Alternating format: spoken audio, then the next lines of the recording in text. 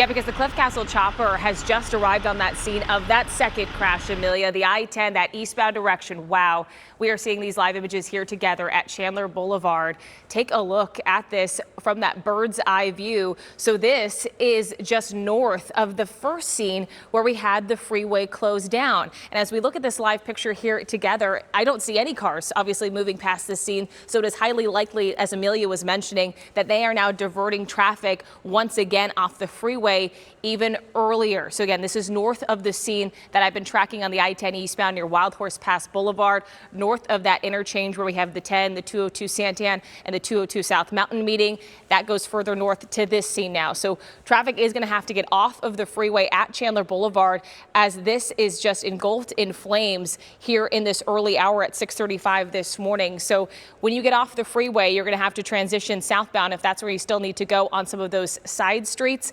We want to talk about two of some of those alternates. I was mentioning them before. The SR87 Arizona Avenue could be a good option for you if you need to continue on to the 587.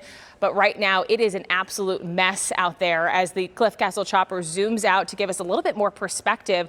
We're watching this here together about just how the fact that no cars are moving through this area, that they again have closed off the 10, that eastbound direction. It does appear it's a semi truck, the back end of a semi truck that is burst into flames. We don't know what's inside there, but we know the extent of the cleanup in this part of town now is going to be extensive too. That Wild Horse Pass crash that we've been tracking, we had multiple semis collide there, including a fire as well, and then gallons of diesel spilled all over the roadway. Now in this scene, we're also going to have an extensive cleanup of some kind as we wait to learn what's inside this vehicle and all of the debris that will spill into the roadway because of this one. We are, of course, working to get you some more information on how this new crash has occurred. I know there was definitely slowdowns in the area as folks were starting to run into that first closure on the I-10 eastbound at Wild Horse Pass. So we don't know exactly how this one happened. Of course, we're working to get updates too on any injuries involved in this one, if there are at all. We hope not. We hope we have the same outcome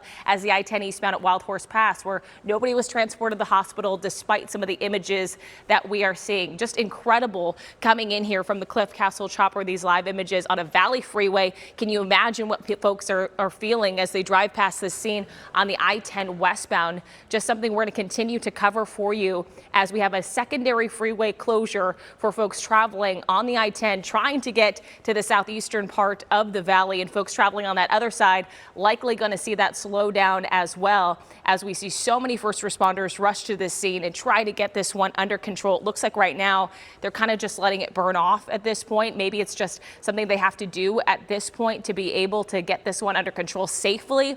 We don't know what's inside the vehicle, so we'll continue to keep you posted as we get those updates. But for travelers, for commuters this morning, definitely give yourself plenty of extra time because you will not be able to get by these scenes. You are going to have to use those alternates that I've been recommending to get by and get to where you need to go, or delay your travel altogether if you can. This is a live picture of the I-10 right at that 202 Santan interchange near Chandler Boulevard, where traffic is being diverted off the freeway because of a fiery crash. We also have another freeway closure, the I-10 eastbound at Wild Horse Pass Boulevard. So the southeastern part of the valley, just an absolute mess this morning.